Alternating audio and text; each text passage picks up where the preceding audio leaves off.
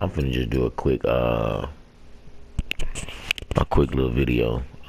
Just talking about uh one thing I must say. I do bash 2K a lot, and they do a lot of stuff wrong. Okay. Um, but on the other hand, they do a lot of things like they especially with the zone defense this year, and that's kind of what I want to get to. I want to get to the zone defense. I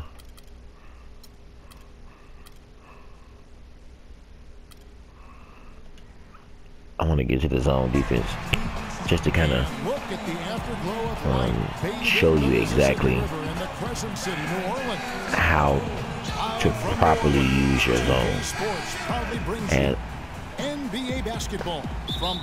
you'll see exactly what I mean in a minute. A lot of people, I had a couple of my buddies say that the zone doesn't work. And the zone does work. It's just the way you're doing it. Coming in instead of the exact opposite. Yeah, Clark. I mean, there were a lot of teams getting a ton of attention in the preseason, and let's just say they were not one of them. And now the Golden State Warriors starters: Thompson and Barnes, the 2 and 3. Okay. First thing you want to realize when running the zone.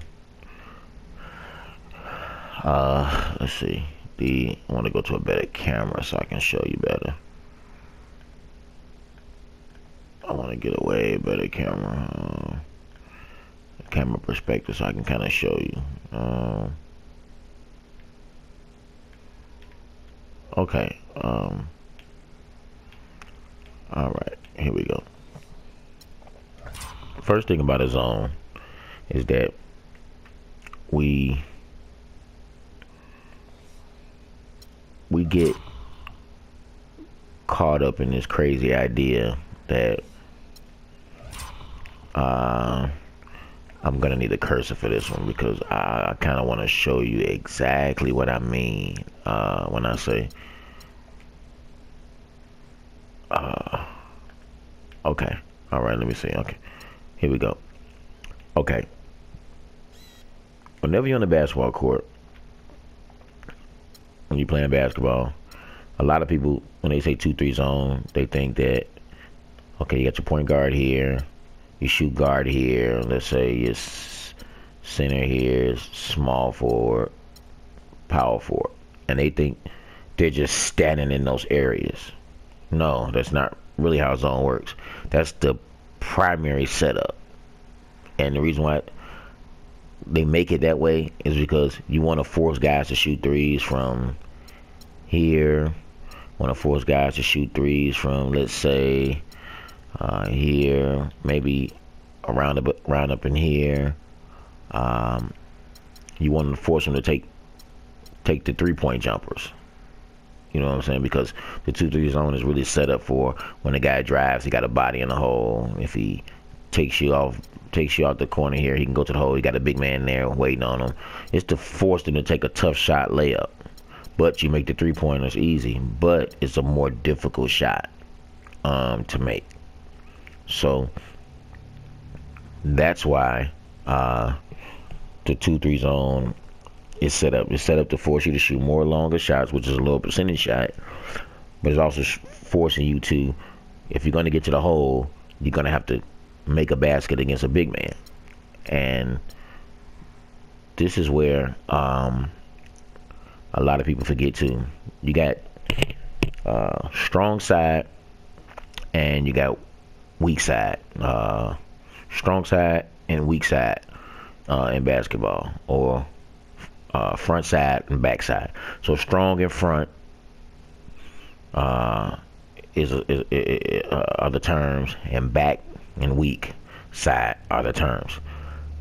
This is what you always want to know. Whenever you're running the zone, you always want to imagine an imaginary line straight down the middle from the basket all the way to the top of the key past the 3-point line. Okay, that's the line. Whichever side the ball is on, if the ball's on this side, that becomes the strong side. If ball's on this side, this is a strong side.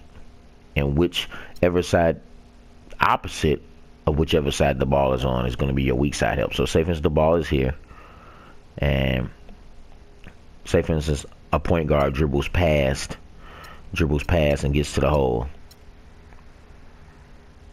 Now, this big man might come out, but if he gets beat, then the power forward, the small forward who's positioned on the side, that's the weak side help, because the ball was originally on this side, on this side of the hoop. So this is your weak side or backside help. It's his obligation to come up and to defend the shot. And since the center got beat, in most cases since he got beat, he will either do two things. He will either reposition himself here, or he'll step out here somewhere to prevent somebody else, and these other guys will pretty much rotate over. Like Harrison Barnes will rotate here, or rotate back to the corner to make up for the power forward. Klay Thompson will rotate here. He might rotate here to that spot where the point guard was originally, and then the power forward might either rotate out this way or somewhere up in this area here, just to kind of guard that side that's missing now, because it's all about rotations. That's one thing.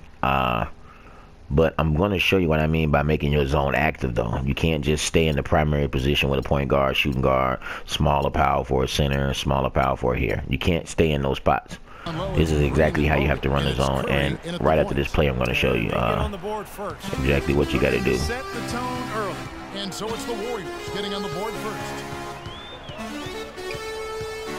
Holiday, the pass to Evans. Davis with the screen on Thompson. And it's Evans missing. All right. Well, a huge part of the defensive turnaround This is zone. for the Warriors Okay. has been the improvement This is the in their zone. rebounding. In fact, they were dead last for 5 straight seasons from 2007 to 2012. See, I'll force him to shoot a three. But I want to show you exactly what I mean by. And Holiday, here we go. Here's Davis. So the whistle blows on the shot and 2 free throws for the contract. Just want to show you real quickly what I mean by. Anthony Davis was stellar all of last year, but he did miss a lot of time with injury trouble. And I think that's the only thing that's going to slow him down in his quest to be possibly the best player in the NBA. So he gets them both. Okay. And you mentioned Clark, the injury for 2-3 zone. He missed Okay, a couple now. weeks with a broken bone in his hand. Yeah, he got banged up his rookie See, season. Anthony too, but Davis he's putting on is muscle there. so that he can withstand the See, I see Steph Curry getting the ball. See, Drew Holiday was late getting there. But see, that's what you want to do. You want to force. And now Doris Burke has an update from the sideline. You want to force the hard shot. The whole object is to force him to shoot those threes. I mean, Steph Curry and Klay Thompson, you want to just leave them open, but you want to keep a guy kind of in their faces, just so they will have an opportunity of losing them, missing the shot. Okay, see right here, I'm making it active. Okay, you see we got Steph Curry here, got the center here. See, and see, I know he's either gonna go here, or here. See, you gotta move the guys around almost. I mean, I know sometimes the computer doesn't rotate like you, and I'm assuming like the help defense ratings and stuff like that.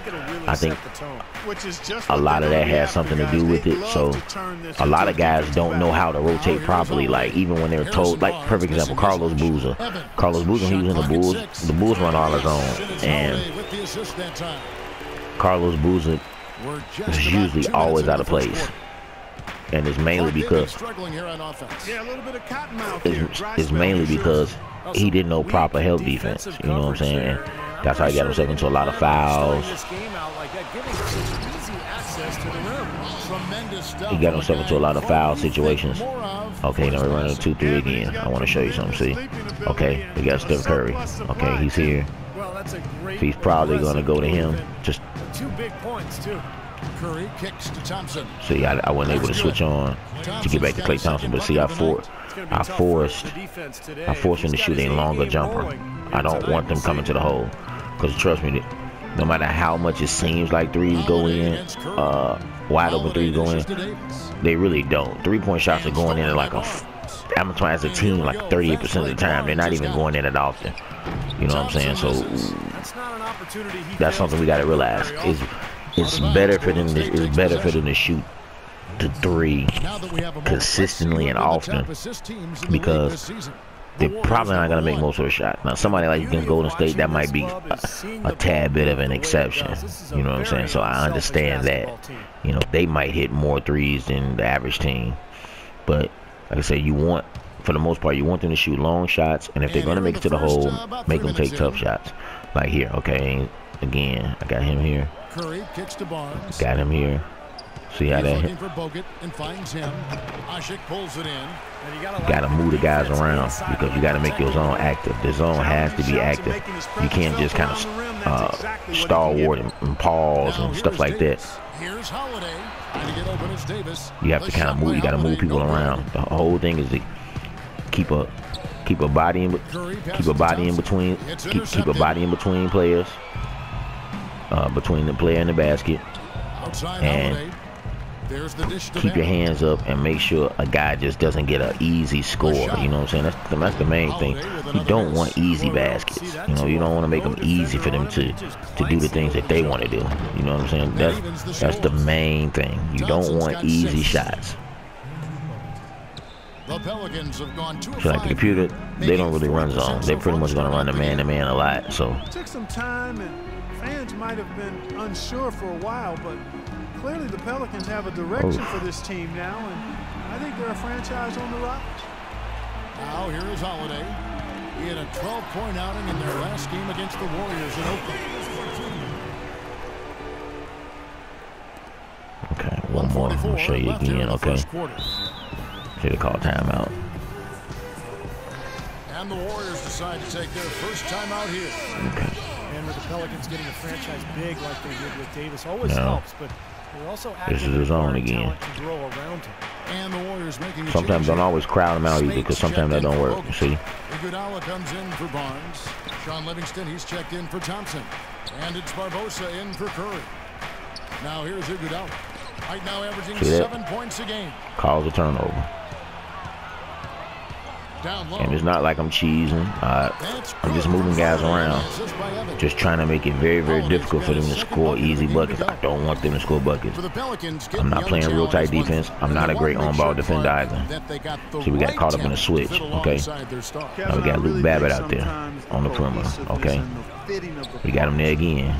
We got Draymond Green there again. Now we'll live with Iguodala taking that shot. Look at that. Hands in his face. You see that? And that's all. Nothing spectacular I'm doing. Just basic stuff. You know what I'm saying? Just basic stuff. Basic stuff. Look at this. Okay. You're on a fast break. You got to play it differently on a fast break. Okay. We got a man back there. We got a man right here. Yeah, you're exactly right. I mean, there were a lot of turnovers in that game. Okay, got a man right there. Luke Babbitt. Sometimes you don't get it. Draymond Green can hit threes. You know what I'm saying? So you have to be real, you know, careful. And another thing too, switch it up to, you know, main thing about defense is just like football or anything else. You never want to get a guy the same look that you're always doing. You don't always want the same look. You know, switch it up, go man-to-man, switch it up, go 3-2, because you got to keep them off guard. That's the whole key to the game, is keeping them off guard and keep them guessing, you know what I'm saying? That's the main thing. Well, that's why they're on the lead. Aggressive play. You know what I'm saying? That's the main thing. Keep them off guard, keep them guessing, and you'll make stuff happen. You know,